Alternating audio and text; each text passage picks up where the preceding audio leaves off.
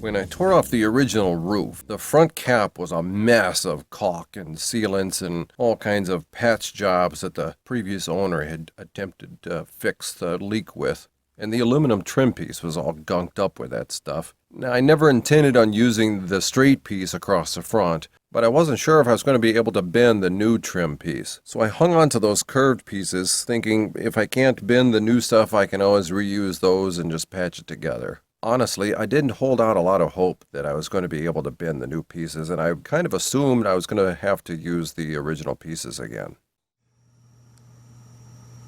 I chose to do this because it just makes sense that this would be much more gooder.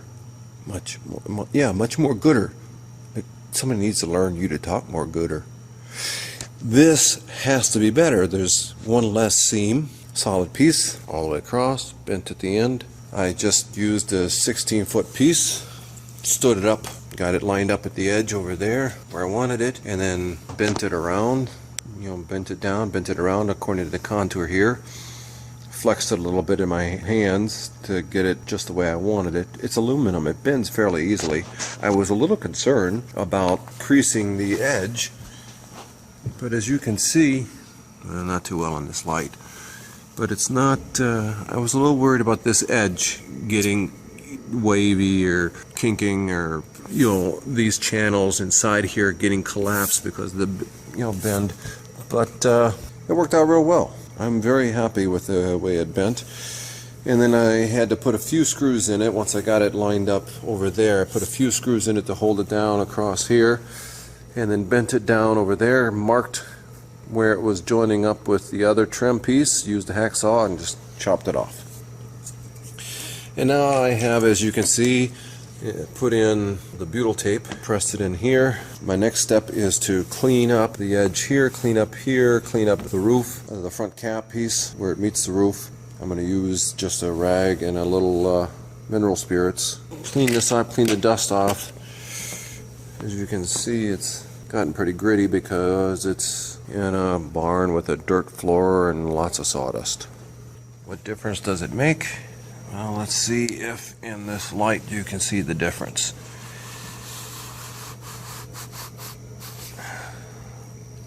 Yeah, it's a little dusty.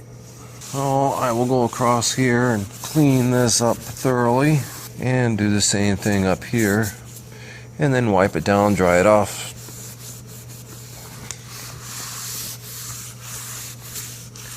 I may go through a couple of rags here doing this. Alright, now I have it all cleaned up, and as an added layer of insurance, I'm running a bead of caulk right where the front cap meets the roof. Now there's a little gap in spots. There's one that's left there.